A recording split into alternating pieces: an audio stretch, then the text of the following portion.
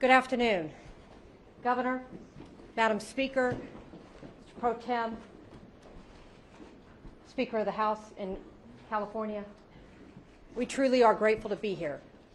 My name is Ann Johnson, and I'm a proud Texas Democrat standing with my Democratic House colleagues. Make no mistake about it, we are running from nothing. We see the danger that is coming, and we are running straight for it. Please know that last week, Texas Republicans, in their effort to try to appease the entitlement of Donald Trump, have tried to steal 5 congressional seats from the voters of Texas. This is not the first time we have seen folks try to appease Donald Trump.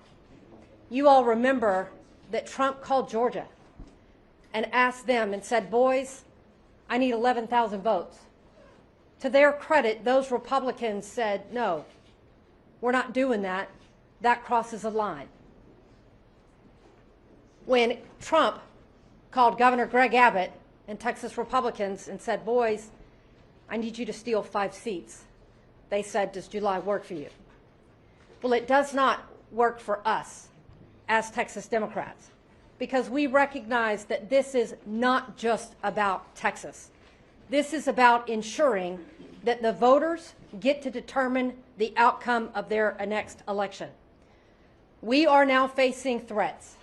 The threat that we're going to lose our jobs, the threat of financial ruin, the threat that we be hunted down as our colleagues sit on their hands and remain silent as we all get personal threats to our lives. When people show you that they are more concerned with keeping the job than doing the job, you know that they are not worthy of public service. We as Democrats are standing up to ensure that the voices of every voter is lifted up in this next election cycle and that the next election is not stolen from them. Please know that we do not take lightly where we are with today's climate and the threat that the FBI come to get us. We proudly stand with Californians in this moment that when faced with Texas's steel, they have met it head on with courage and with a sense of urgency to protect the entire nation. We are running from nothing. We are running to the front lines. We are running to the front lines to stand with other Democrats across the state of Texas, across the state of California, across this nation, to ensure that each and every individual has the opportunity to pick, to decide that government is for the people, by the people, and not the politicians selecting them. And so we are here because we do know that courage is contagious. And we are here to give hope to others to stand up and be courageous in this moment. I am so grateful to introduce Assemblymember Isaac Bryan as part of the California group that is here to stand with Texas Democrats.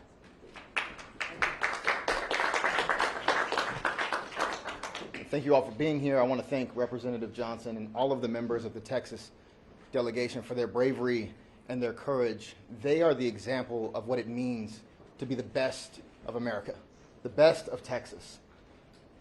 And we have your back here in California. I want to thank Governor Gavin Newsom for stepping into this moment with so much courage and so much strength. It takes a certain type of fortitude to stand up and say very plainly that we have had enough. We've had enough. I want to thank Speaker Robert Rivas for guiding the State Assembly through this moment and many other challenges this year with so much dignity, so much compassion, and so much of the care that is missing out of D.C. And of course, the same is true for Senator Mike McGuire, our pro tem in the Senate. Here in California, we recognize our responsibility to the 1 in 8 Americans who call California home, but we also recognize our responsibility to the country. That is why we pay over $80 billion in federal taxes that we don't get back. It's why we export food to every corner of this nation. It's why we export culture and storytelling. It's why we host students from around the country at the #1 public university in the world, UCLA.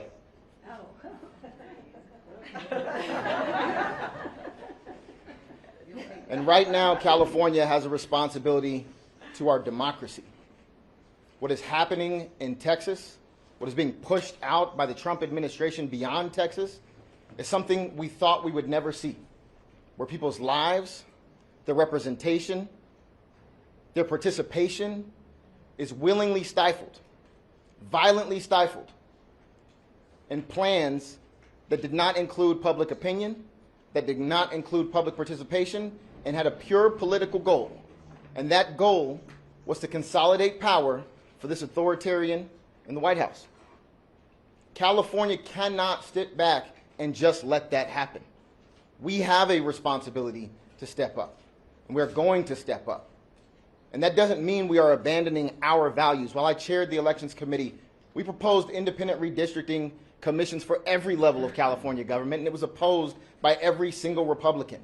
We updated the Fair Max Act. It was opposed by every single Republican. We are not doing away with the independent commission that we establish every single decade, but we are meeting this moment, because this is not a turn the other cheek moment while they continue to send blow after blow to the foundations of democracy. Where I'm from in Los Angeles, when they go low, we squabble up. I had the great pleasure of seeing John Lewis several times before he passed away. And he always said the same thing in every single room I was in with him. He said, if you see something that is not right, that is not fair, that is not just, you have a moral responsibility to do something about it. And that is what has brought us here today. And I have the great privilege of introducing the chair of the Senate Elections Committee, my colleague and my friend, Sabrina Cervantes.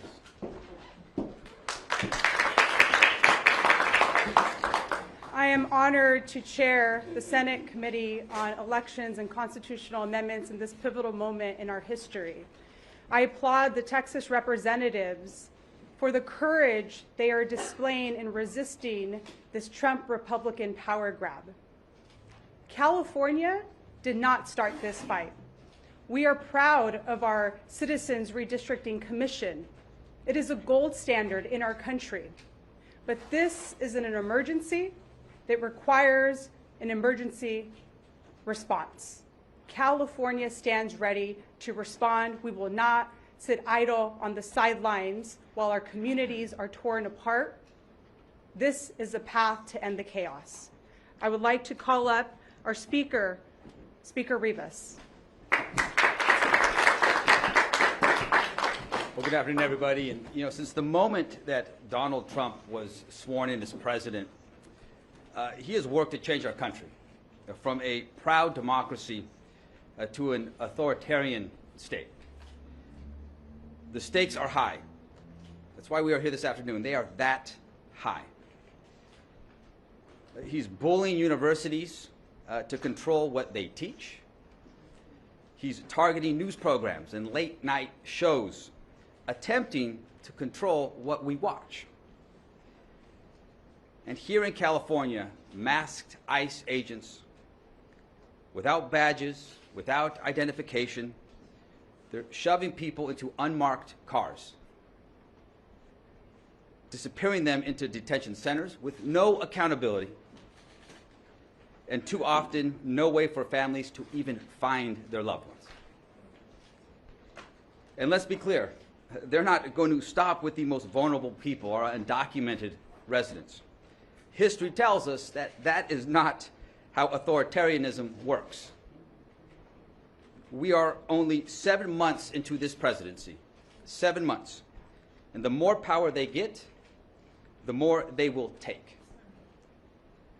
And what will they do with this power? More immigration raids?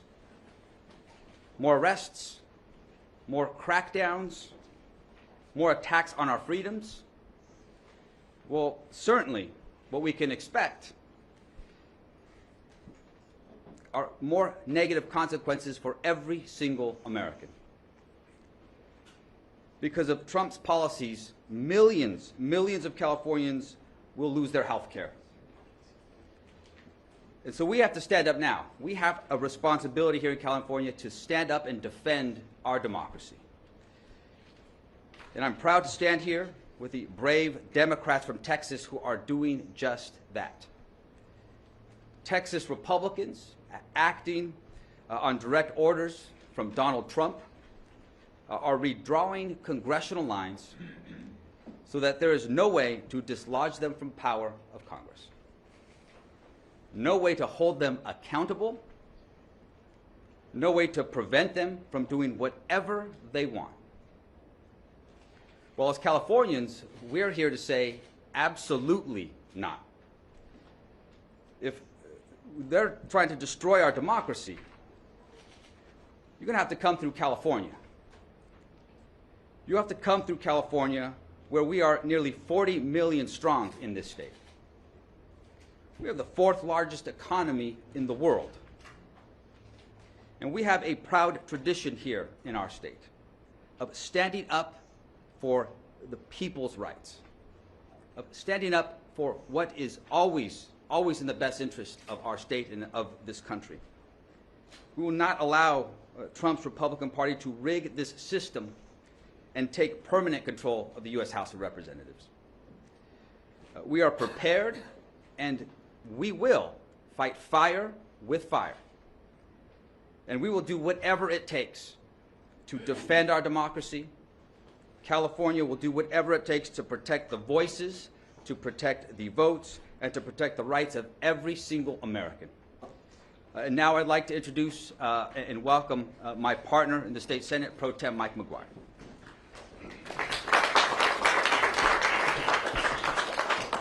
Good afternoon. Thank you all for being here. I want to take a moment to say thank you so much to Speaker Rivas. I'd like to acknowledge California's governor, thank him for his leadership, being so bold on this issue.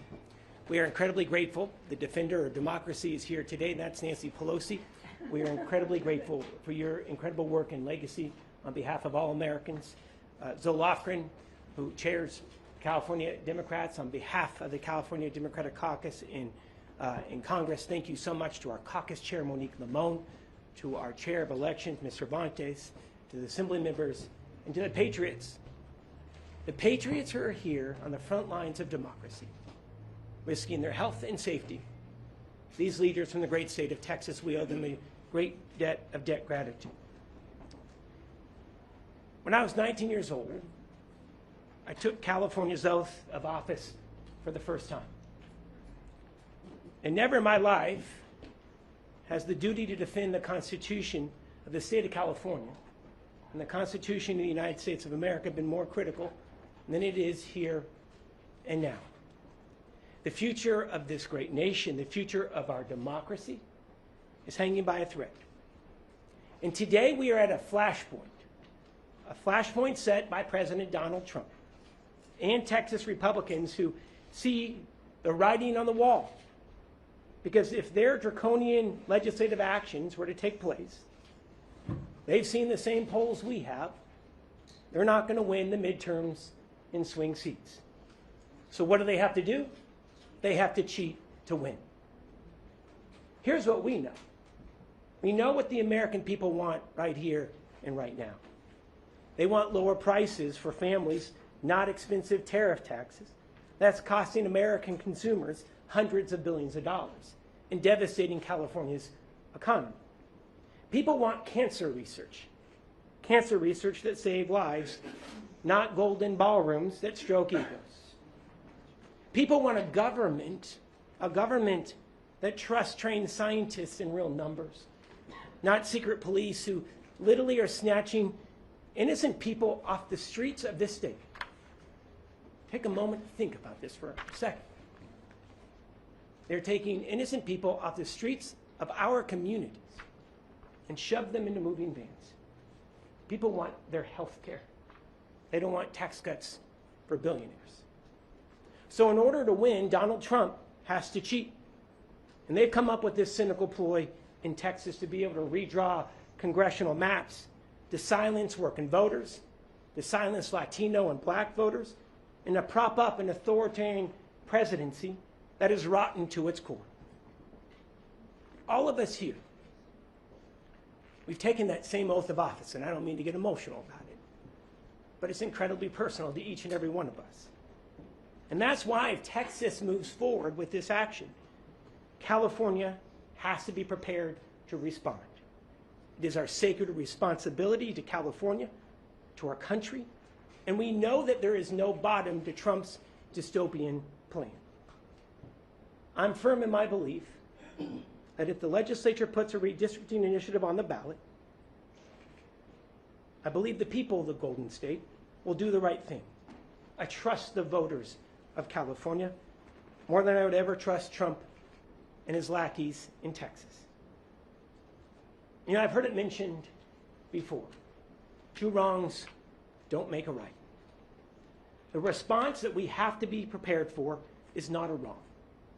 It's not a wrong to stand up for the Constitution of this state and for the Constitution of the United States of America in the face of those who would destroy it for their own personal power and profit.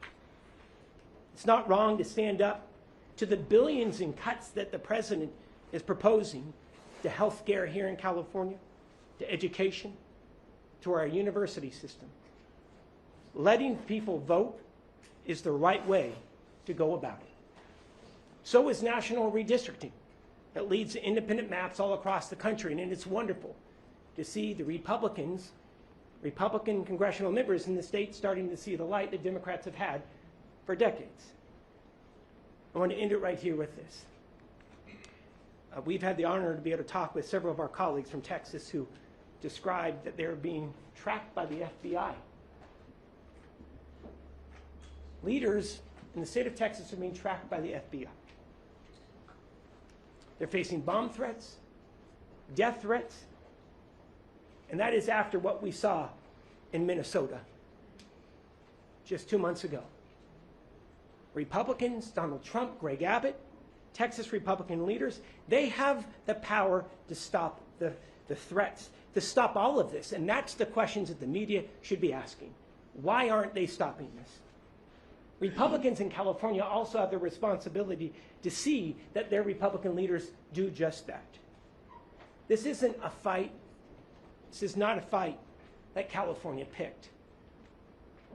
But it's also not a fight that we are going to run from. When times are tough, you run towards the wildfire.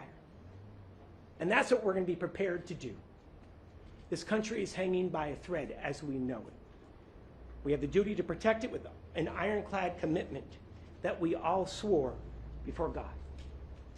It is now my honor to introduce Zoe Lofgren, who has been instrumental in this process. She is the chair, the elected chair of the California Democratic Congressional Delegation. Can we please give her a warm welcome?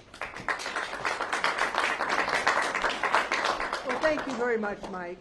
You know, the California Democratic Delegation has been long in favor of independent citizens commission. In fact, the commission drew our lines. We are not allowed to give them any input, and that was fine with us. I am the author of a bill in the House to require independent commissions in every state. And when Democrats were in the majority, and we had Ms. Pelosi as our speaker, we passed a bill that included independent commissions in every state. We did not get a single Republican vote for that, and the Republicans blocked it in the U.S. Senate. So we're not here trying to change or rig the system. We're here because Donald Trump and his Republican cohorts are trying to rig the system. They know that what they've done to the American people is deeply unpopular.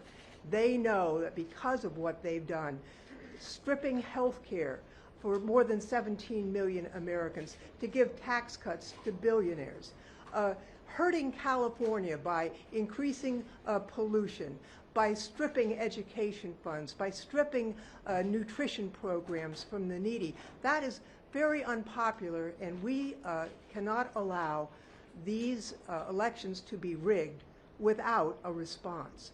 Now, the Democrats in California are happy with all our districts just as they are. But when we saw that Texas was going to create the most segregated map in Texas since the 60s to eliminate all of the minority districts that they could so that they could create 5 Republican districts, we said, could we create a map that eliminated 5 Republican districts, but that was true to the Voting Rights Act? And we found that we could. And so as we went through the details of the possibilities, I'm happy to report that every single member of the California delegation is willing to support a plan to do that. We cannot stand here. We cannot stand here and just shrug as Trump and the Republicans try and rig the rules so they can avoid responsibility for the damage that they have done to this country. We need a break on them, and we can get it in the midterm elections. I'll tell you, when we were in the majority, we didn't strip health care from Americans. We provided health care with the Affordable Care Act. And the mastermind of that is someone I'd like to introduce next, the most effective speaker in the history of the United States, Nancy Pelosi.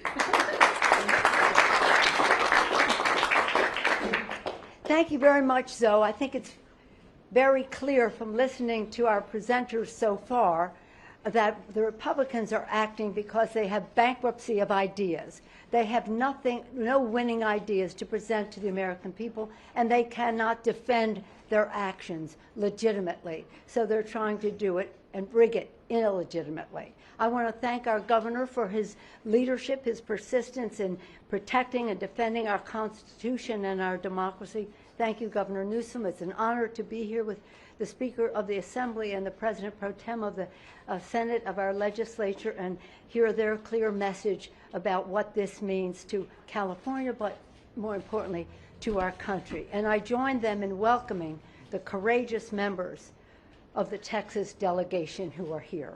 We thank you not only for your courage, but for your patriotism.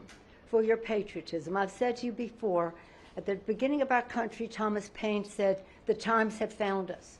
Times found them to form a new country, to write a constitution, and the rest, thank God they made it amendable. And now the times found Lincoln, then found Lincoln to save that country, the unity of that country.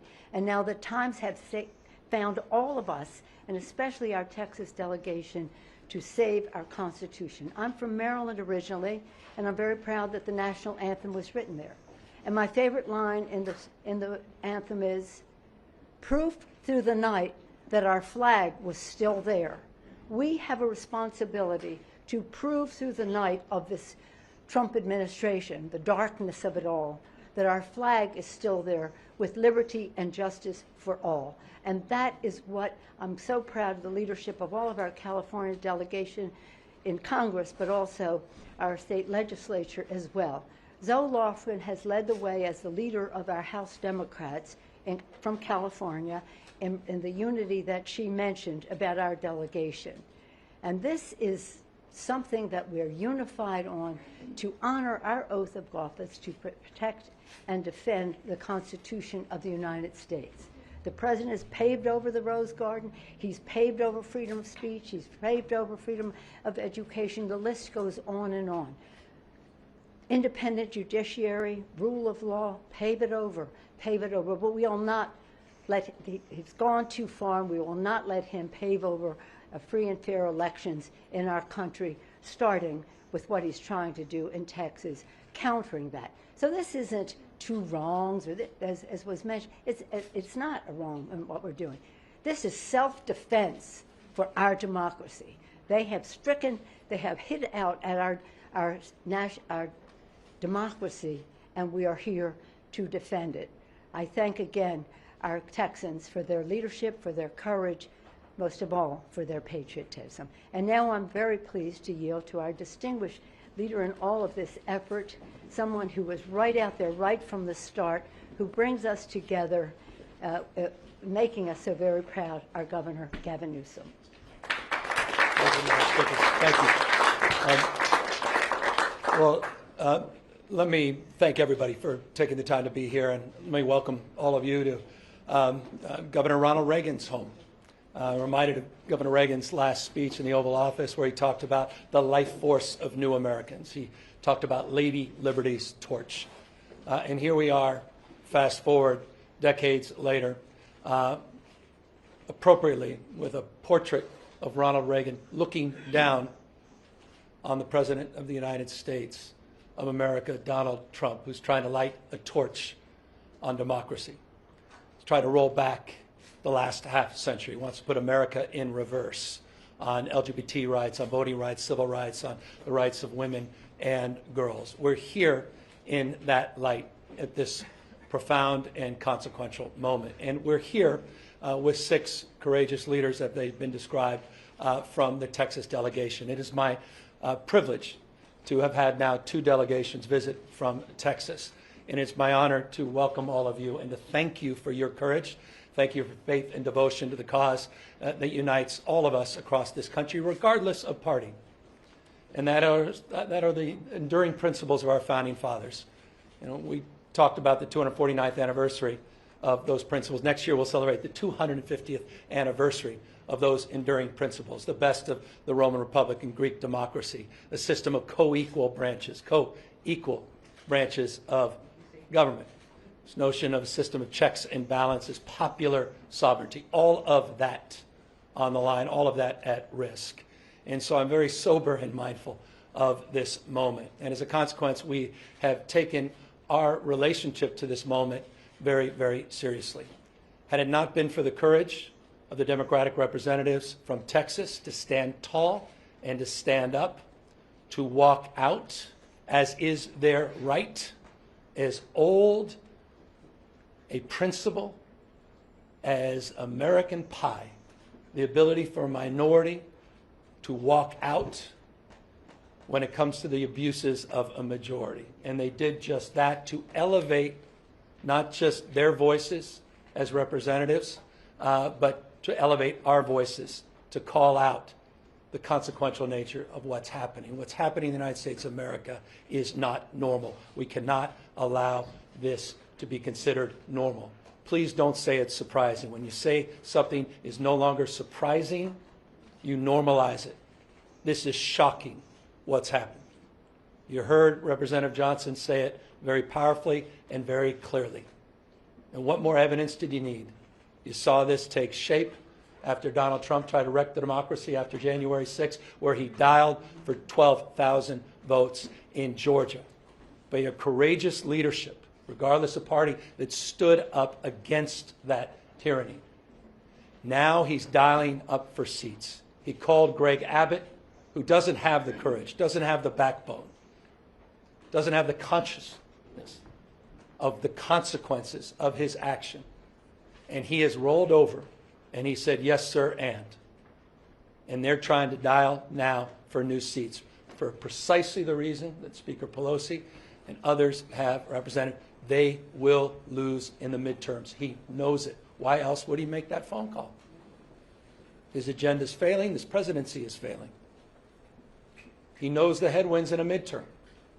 He's dialing for seats. Not only did he dial for 5 seats in Texas, he just sent his vice president, the vice president of the United States, not to console those 137 families whose lives were torn asunder because they lost loved ones to the floods.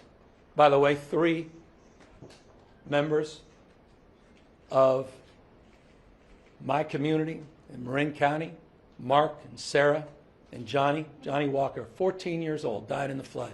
Mark, 50 years old. Sarah, same age. Family, friends. We were at their memorial yesterday. Vice President come to console the family members of the lives lost. He went to Indiana to continue to try to rig the election. You have a special election in Texas. You'd think that's all they'd be focused on. 37 kids dying in those floods. But they're focused on this, a power grab. And it's not limited to Texas and Indiana. You've seen what's happening in Florida. You've seen what's happening in Ohio and other states. So we have got to step up. Our state of mind is about accountability, responsibility. Again, taking this moment seriously. What is our relationship to this moment? And we recognize we have agency. We're not bystanders. That we can shape the future. Decisions, not conditions. And so we choose to be held to a higher level of accountability. It wasn't our decision to be here, it's reaction to. We are trying to defend democracy as opposed to see it destroyed district by district. And we will stand firm and we will stand tall. And perhaps the expression today is the expression of unity. That's what we're trying to communicate. You have congressional representatives here, the leader of our congressional delegation. They are unanimous in their support of moving in this direction. You have the Speaker and the Pro Tem, and they strong support of their caucuses. And leaders of critical committees and caucus are here to express support. We are moving forward. Make no mistake. California is moving forward as a state that's larger than 21 state populations combined. We are not a small, isolated state. State larger than 21 populations combined. We tried to play by a higher set of standards and rules with our independent redistricting, and we believe in that. And we are not talking about eliminating that commission. We are talking about emergency measures to respond to what's happening in Texas, and we will nullify what happens in Texas. We will pick up 5 seats with the consent of the people, and that's the difference between the approach we're taking and the approach they're taking. We're doing it on a temporary basis. We're doing it in a fully transparent way, and we're doing it by asking the people of the state of California for their consent and support. Mark that stark contrast to what's happening in Texas and other states. We are resolved and we are aligned in this strategy. And I'm deeply, in closing, grateful for the leadership that's assembled here today. In unprecedented time, required an unprecedented approach, an unprecedented leadership to build the kind of consensus that we believe we have. We have till August 22nd. With the leadership behind me, they will get this on the ballot. We're calling for a special election. That'll be the first week of November. It will coincide with many other municipal elections. We will raise an unprecedented amount of attention, and we will garner an unprecedented amount of support because people understand what's at stake. Final words. Because I want to reinforce what the Speaker and the Pro Tem said.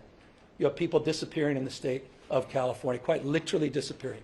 Warrantless search, people literally being taken from the streets. I don't think this, I know it.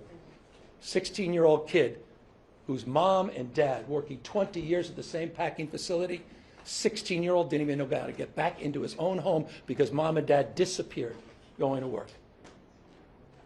Young child had no brothers and sisters. That's Trump's America. That's happening as we speak. The Guard has been federalized. And by the way, Donald Trump is continuing to federalize the National Guard through the election. Pause and consider what that may mean. There is nothing normal about this. Nothing normal about this. Conditioning aid, let me make this clear in front of the Texas delegation. I am proud, and thank you to Isaac Bryan, $83.1 billion more we provided the federal government in federal taxes than we received. Texas, for whatever reason, for its success and how Texas does punch above its weight, received $71.1 billion more from the federal government they received. But I'll tell you what, as a taxpayer, as governor of California, I am proud to stand tall to help them recover from these floods. No conditions, no politics. We're all in this together. I was proud to send search and rescue teams to support the recovery of those floods. That's my responsibility. That's what it's like to be a member of a community. We're all in this together. The idea that we're even conditioning aid and allowing that conversation to persist, that's what's at stake with this conversation. It's not about lines, it's about drawing a line, and it's all about elevating a deeper consciousness of the line that Donald Trump continues to cross. It's not about him playing by a different set of rules. There are no rules for Donald Trump. This is a serious moment in American history. And so we are here to meet this moment head on. And we look forward to a successful campaign, and we look forward to continuing to do what we can to have the backs of these courageous leaders who are back here in the state of California, sharing their voice as we share their action and passion at peril that this democracy may not live. With that, we're here to answer any questions.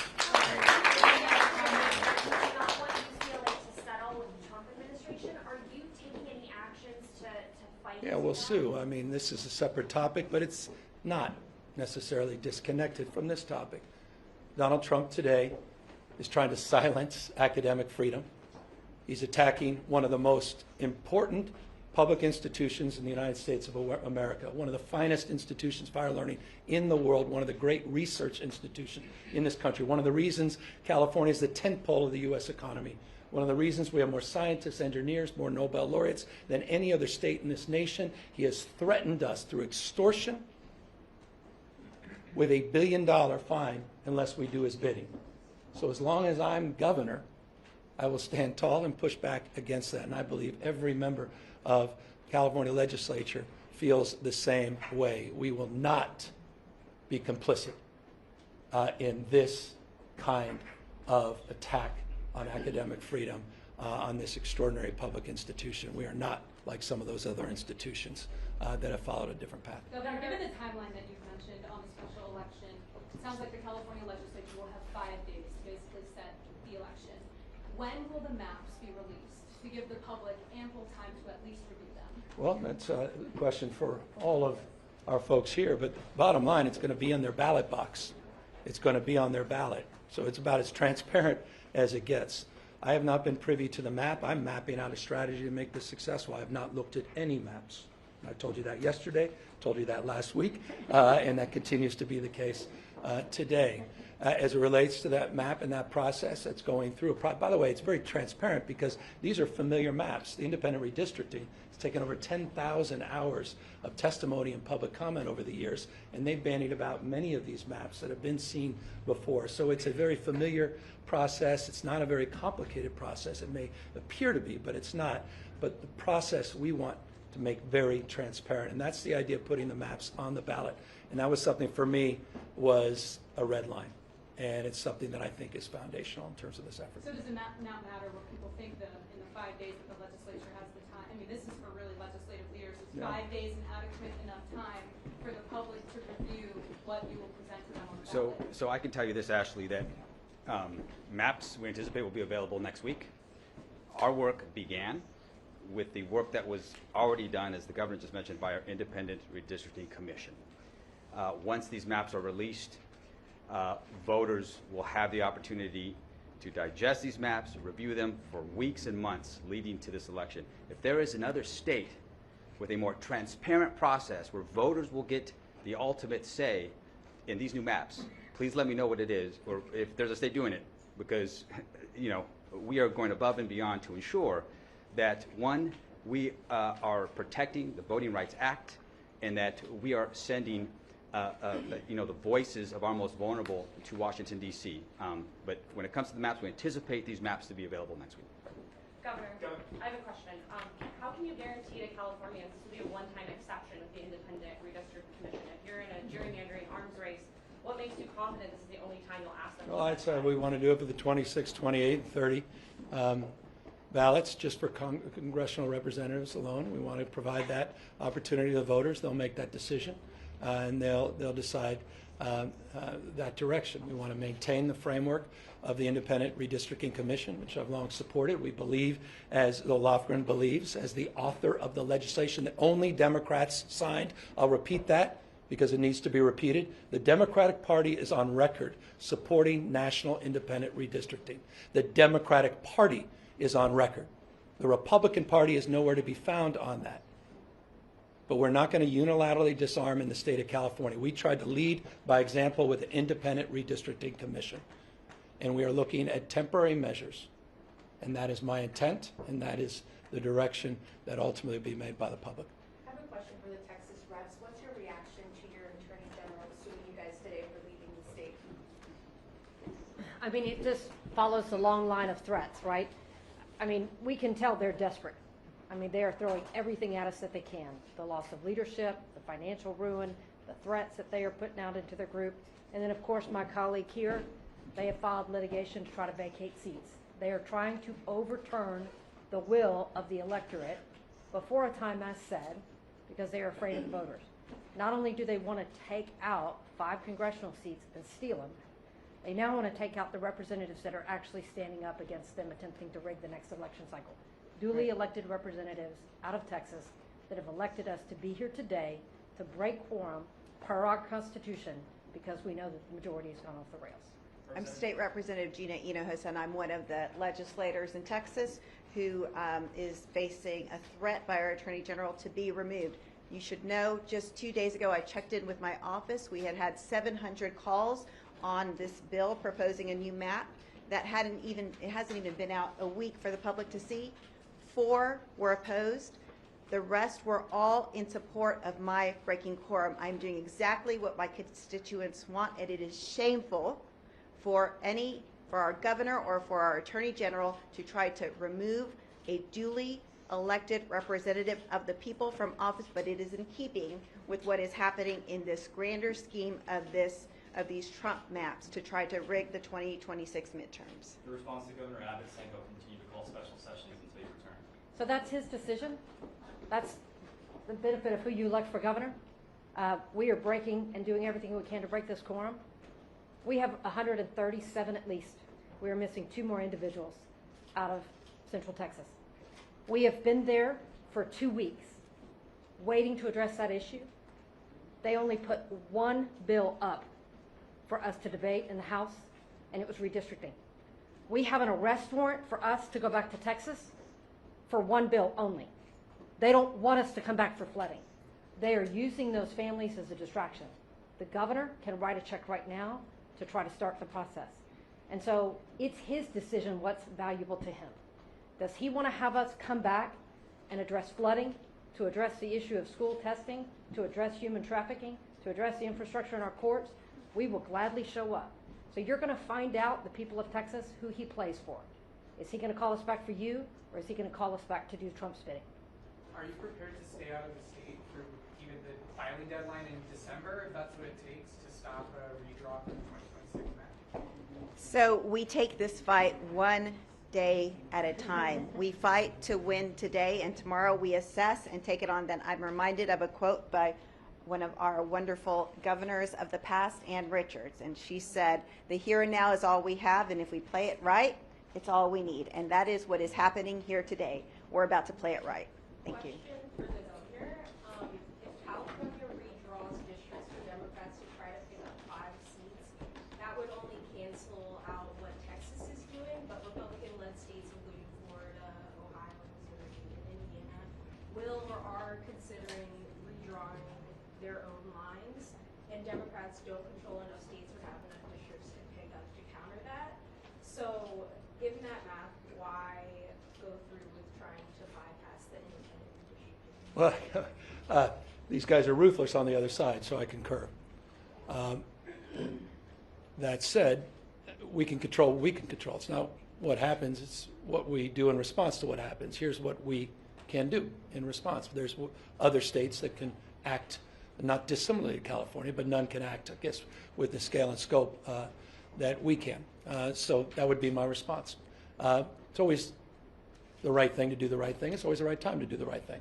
And our response is what we can control, and we can encourage others through the power of emulation to consider the approach that we've taken based upon their unique circumstances. Most states don't have independent redistricting.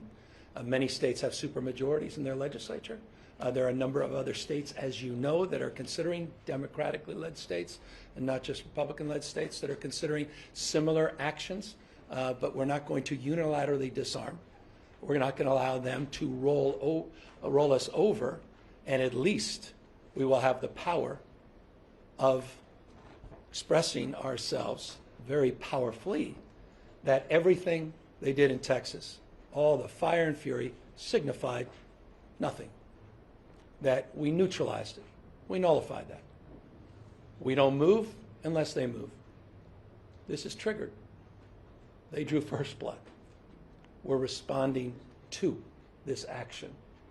And this is how we choose to respond. I hope other governors and other leaders across the country do the same. Last question. In a hypothetical, if it is triggered and voters do not approve it, Is there a backup plan? Is there a plan B if Texas moves? I think the voters will prove it. I think the voters understand what's at stake. Look, I'm not naive. We live in the most un-Trump state in America. And I think people understand, boy, do they understand, intimately understand what's at stake with Donald Trump. What more evidence do you need today, a couple days ago, with a Penske truck where people just jumped out, racially profiling people? Look at what just happened, UCLA. What more evidence do we need?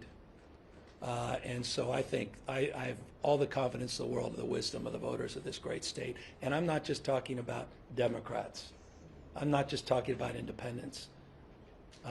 We believe in independent redistricting. That will be on the ballot.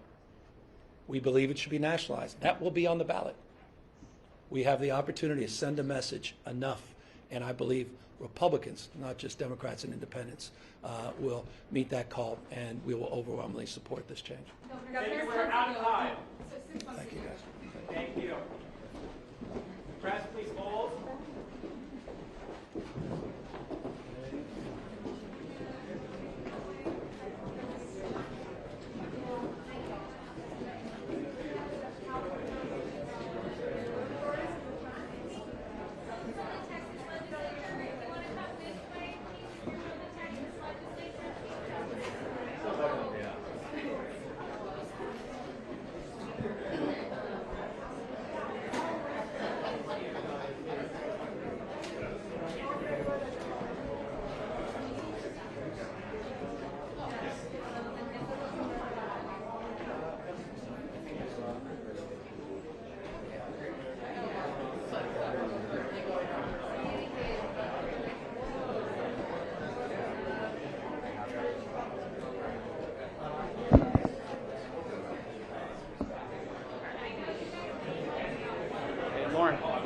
Lauren.